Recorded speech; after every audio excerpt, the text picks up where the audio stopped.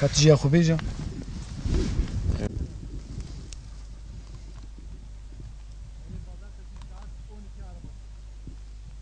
Tepede gözüküyorlar.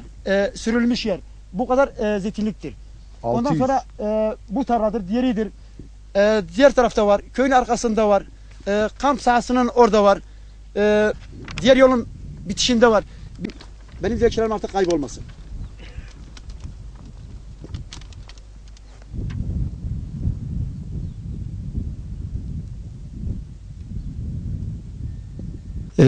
Ben Karayın köyünden Kazım Çelik. Daha önce Milli Emlak Müdürlüğü'ne başvurulduğum halde benim arazilerimin tespitleri yapıldı.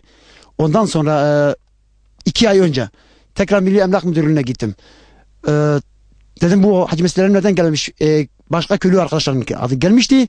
Benimki gelmemişti. Ben gidip sorduğumda dedi senin adında bir şey yok. Sonra duydum ki benim arazilerimin başkasının adına geçmiş. Bunun üzerine birkaç dilekçe daha yazdım. Evraklarım hepsi bende. Yazdığım dilekçeler de bende. Benim arazilerimin başkasının adına geçmesini istemiyorum ve yetkililerden benim arazilerimin tekrar benim adıma geçmesini rica ediyorum. Vali Bey'e dilekçe yazdım. Milli Emlak Müdürlüğü'ne yazdım. Savcılığa suç duyurusunda bulundum.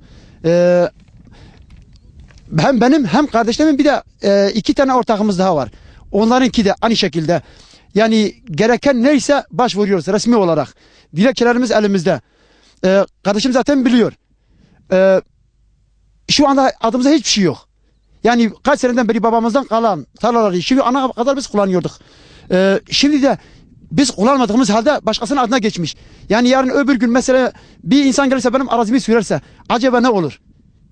Bana verilen parseller yanlıştır abi. Buradadır zaten hepsi yanlış parseller verilmiş, yanlış bilgi veriliyor. Yanlış bilgi verildiği halde sen o dilekçeye bilgiye karşı yazıyorsun. Yazdığın halde yanlış çıkıyor. Diyoruz düzelteceğiz. Düzelteceğiz ama böyle bir şey yok. Kesinlikle böyle bir şey yok. Yalan. Kimse ilgilenmiyor abi. Diyor ben sana bilgi vermiyorum. Diyor senin adına böyle bir şey yok. İstersen köy muhtarını çağıralım. Gelip baksın. 10 defa 5 defa gittik. Abi bak zeytinliklerim buradadır. Gidip istersen fidanlarımıza bakalım. Zeytinlerimize bakalım. Köylüyü çağıralım. Gelsin bu arazi kaç seneden beri biz kullanıyoruz. Yetkililerden benim tek çağrım var. Bizim arazilerimizin tekrar bize geri iade edilmesi veya geri iade edilmediği takdirde bunun daha kötü bir yola sevk edilmemesi için veya daha olayların çıkmaması için bizim arazilerimizin bize geri iade edilmesini istiyoruz. Buralar komple daha değiştirmişler. Komple biz ne olduğunu komple karışmış. Komple karışmış. Bizim arazilerimizin başkalarına geçmiş. Kendi arazilerimizi bak buradan komple değiştirmişler. Biz kendi arazilerimizi yine kendi üzerimizden gelmesini istiyoruz. Yanlış bilgi veriyorlar. Ne kadar gidiyoruz diyor bizde bir şey yok. Bize bir şey yok. Komple değiştirmiş Milli Emlak. Bizim arazimiz buradadır. 50 senedir. Daha atlarla sürerken şimdiye kadar biz sürüyorduk. Şimdi bizim arazimizin başka yerden getirmişler.